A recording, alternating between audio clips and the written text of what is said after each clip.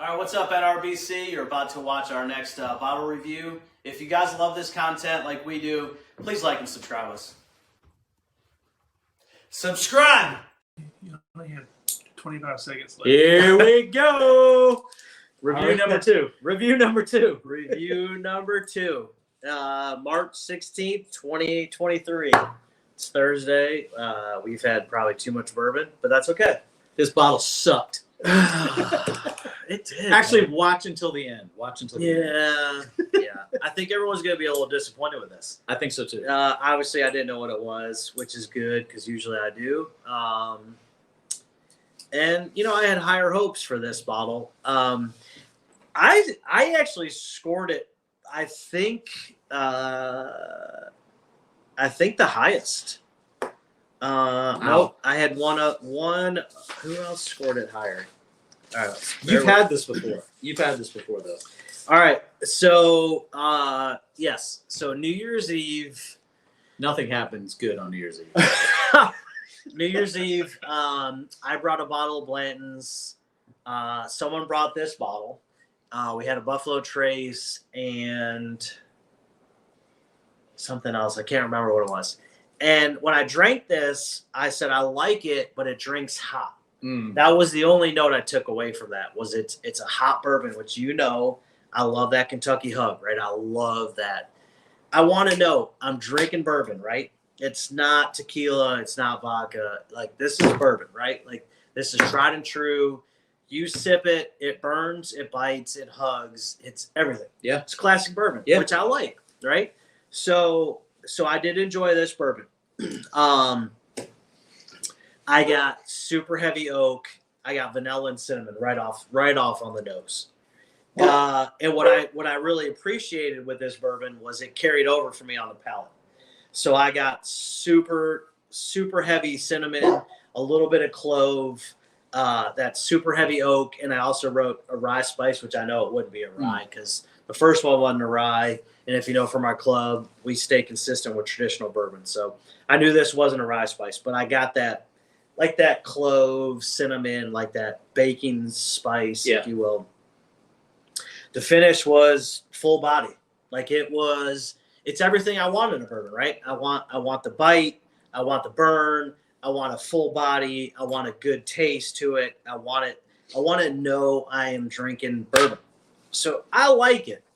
It was way different than everybody else.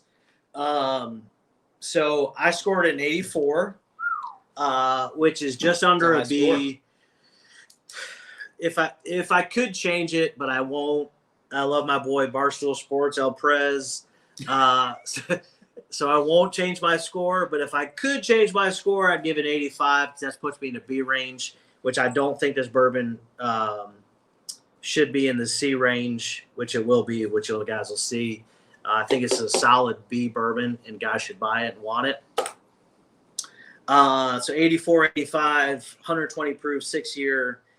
I said 30 to 40 bucks, which I was a little off on that. But I loved it. I thought it was a good bourbon. Yeah. And I know that's not what the club said. That's all right. But you like what you like. You like that higher proof burn bourbon. So I gave it overall 65, which is in the ho-hum range.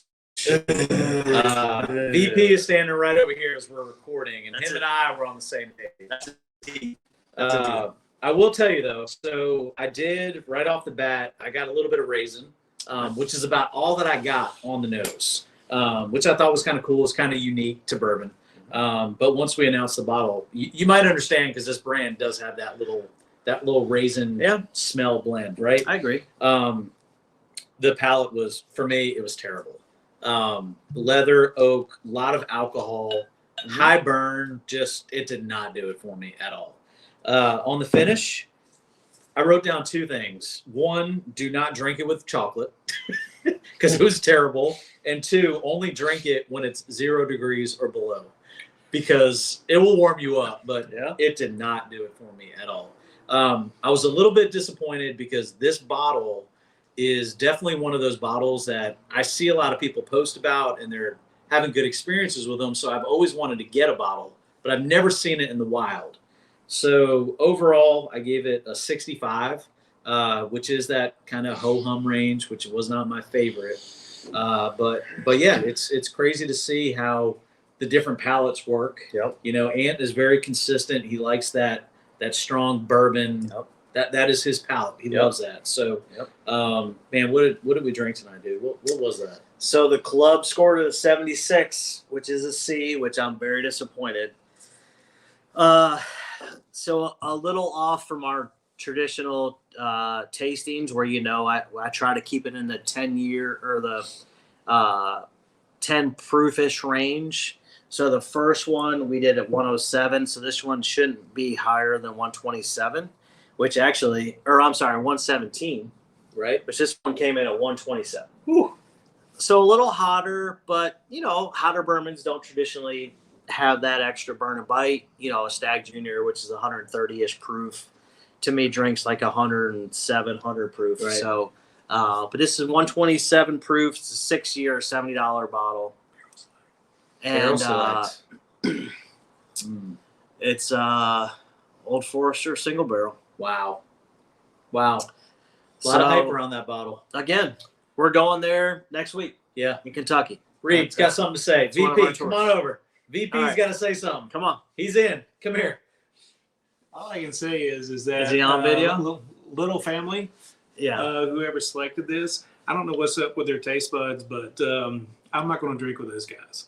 So that's all I can say. I do agree with that. This is definitely a store pick also, which the first one was. So again, different taste. Those guys might like something different, but still, single barrels, as we know, is completely different. Yeah. So we've tried a couple Old Foresters. This one just didn't live up to the hype, unfortunately. So yeah, there we go. Yeah. Old That's what we Forester got. Single barrel. All right, guys. There it is. Like we said, like and subscribe us on YouTube. Hit us on Facebook and NorthRaleighBourbonClub.com. Thanks for joining in. See you next time. See you guys.